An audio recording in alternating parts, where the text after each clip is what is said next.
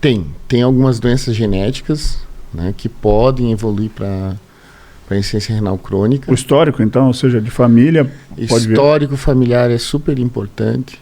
Então, assim, quando a gente está avaliando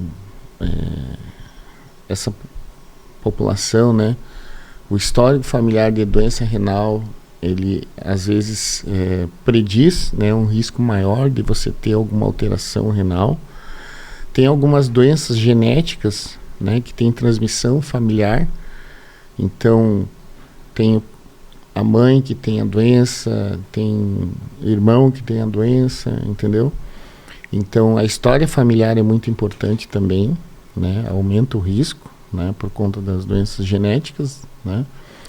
Mas, assim, a maioria das causas da insuficiência renal crônica são doenças mais comuns, né, do nosso dia a dia.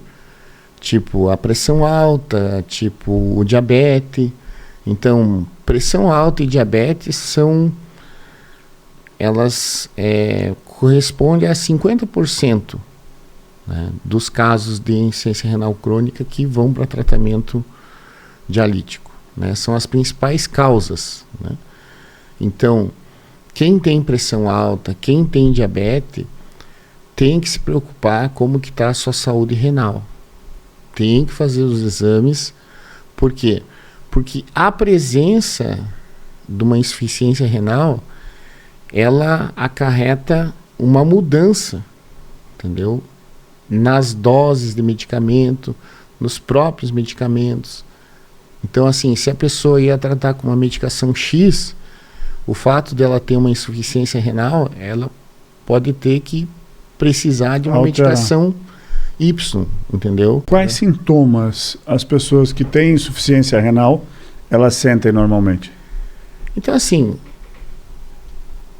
o grande problema da insuficiência renal crônica e a necessidade dessas campanhas de conscientização, de alerta, né, que as sociedades fazem, é justamente porque a insuficiência renal crônica, nas fases iniciais, ela não dá nenhum sintoma. Não tem dor. Ela não sente dor, entendeu? Não sente nenhum desconforto, tá? E quando a pessoa começa a sentir esses sintomas, né, ela já está numa fase muito avançada da doença, entendeu? Onde boa parte daquelas coisas que poderiam ser feitas, né, para impedir a evolução para diálise, já passaram do tempo, entendeu? Perdeu o time do tratamento, entende? Então, por isso que é importante que as pessoas entendam, né, a importância da gente avaliar, prevenir a doença renal, justamente para poder ter um tratamento e no final ter uma qualidade de vida melhor, porque a doença renal crônica é uma doença incapacitante. Como é que eu faço para prevenir? A alimentação influencia, a ingesta de líquido, qual é o caminho para que eu evite, considerando aqui o fato de ter histórico, ter alguém da família que já apresentou essa insuficiência renal crônica, o que eu posso fazer para não ir para o mesmo caminho? Ou seja, qual é o tratamento preventivo? A prevenção, Rafael, que é a melhor maneira da gente enfrentar esse tipo de problema, até do ponto de vista de saúde pública, entendeu? A prevenção é justamente fazer o diagnóstico precoce. Fazer o diagnóstico quando a pessoa não tem sintoma, identificar os problemas que podem estar acontecendo para que aquela pessoa esteja desenvolvendo um quadro de insuficiência renal, tá? E a partir do diagnóstico precoce, né, instituir as medidas que são necessárias para que a pessoa, né, não evolua para uma insuficiência renal terminal, né? A insuficiência renal crônica, ela é dividida em 5 estágios, entendeu? Sendo que no 5º estágio, quando a função renal ali cai abaixo de 15%, que é o estágio 5, né, esse estágio 5 é a necessidade de tratamento dialítico, entendeu? De diálise ou de transplante. Quanto tempo demora para evoluir até o 5º estágio? A partir do primeiro? Depende da patologia, Rafael, entendeu? Tem patologias que são extremamente rápidas,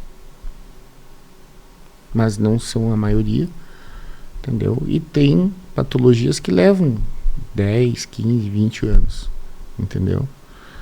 Então o tempo é muito variável e depende da condição que está causando aquela lesão no rim, tá? Então, dependendo da doença que está prejudicando, que está trazendo um problema, né, para a função renal, esse tempo aí é muito variável, entendeu? Não tem um tempo específico, né? Vai ser 5 anos. Agora, eu tô aqui pensando, e talvez quem está vendo a gente também fica pensando que o quanto é difícil identificar isso. Por quê? Talvez o histórico seja até relativamente fácil de ter, mas não de identificar. Às vezes a pessoa pode ter tratado e não se lembrar, ou não ser relevante naquele momento para dizer, já tive que passar por esse tratamento. Mas vamos lá. O hipertenso, o diabético, já tem uma tendência a procurar mais doenças em face da sua de base, que é ou a hipertensão, ou é a diabetes, enfim, o pessoal se cuida um tanto mais. Mas essas doenças também, tanto a hipertensão quanto a diabetes, até determinado momento elas são bem silenciosas. Então, para você também conseguir, não tem dor, não tem uma alteração grande e relevante. Sim, a hipertensão, né? Então, em que momento eu vou fazer esse exame geral? Assim, normalmente as pessoas falam, especialmente para os homens, a partir dos 40, fazer um check-up todo ano, mas até ali vai levando meio na manha, meio de boa, né? Se essa doença crônica aparece antes, como é que eu identifico, né? Então, Rafael, esse é um dos objetivos da campanha, entendeu? Que é estimular todas as pessoas, entendeu, a fazer o exame de creatinina e parcial de urina pelo menos uma vez no ano, entendeu? Para que isso? Para que seja detectado o mais precoce possível esse problema. E no que se refere à doença crônica de rim, a insuficiência renal crônica, quando se descobre precocemente, qual é o tratamento aplicado? E claro, quando está no estágio um tanto mais avançado, você já falou, é a hemodiálise, essa filtragem do sangue. Lá no começo, trata com medicamento? Qual que é a alimentação? Qual é as indicações? Quais são? Então, assim, o tratamento vai depender da causa, tá? Mas, assim, vamos falar das causas mais comuns. O diabetes, a pressão alta. Então, a gente já sabe há bastante tempo que quanto melhor o tratamento da hipertensão, do diabetes, né, menos esses pacientes evoluem, né? Não só para insuficiência renal crônica, mas também com problemas cardiovasculares, entendeu? Então, essas doenças, a hipertensão e o diabetes, é importante que as pessoas, né, se tratem adequadamente. Esses dias estava numa reunião, né, e a gente tem dados, né, de todo mundo, né, que as pessoas não fazem o tratamento da sua pressão alta, do seu diabetes de maneira adequada, entendeu? Então, tipo assim, ó, nós temos ali, e veja que o nosso arsenal terapêutico para tratar a pressão alta, o diabetes, hoje, ele é muito grande do que há anos atrás. E muito acessível, né? Entendeu? E bem mais acessível, entende? Então, o que acontece? A gente tem... parece um paradoxo, né? A gente tem mais disponibilidade, mais remédios, e parece que mesmo assim a gente não consegue, né, fazer com que eventualmente as pessoas, né, façam o seu tratamento de saúde aí de maneira adequada, entendeu? A estatística média aí é que 20 a 30% das pessoas que têm, por exemplo, hipertensão, né, tem o seu tratamento correto, a sua pressão controlada. A maioria delas acaba ou faz o tratamento de forma irregular, toma um remédio quando acha que precisa, depois para, entendeu? Então acaba fazendo o tratamento de maneira inadequada. E esse tratamento inadequado dessas situações a longo prazo, entendeu, vão repercutir, entendeu? Não só no rim, obviamente, mas também no coração, né, no cérebro, entendeu? Então esse é um ponto importante. A gente tem bastante opções, né? Cada vez mais tem medicamentos entrando no mercado aí para tratar a hipertensão e para tratar o diabetes, mas mesmo assim parece que a nossa estratégia que a gente usa, né, falando como se fôssemos, né, um ente só, né, a maneira como a gente está lidando com isso não está sendo uma maneira adequada, entendeu?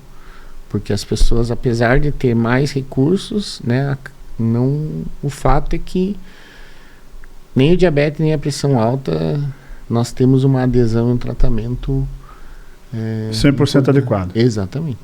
Que vai muito do indivíduo, né? E da forma como ele encara esse tratamento, porque é perene, né? Sim. Não vai interromper, não vai parar, né?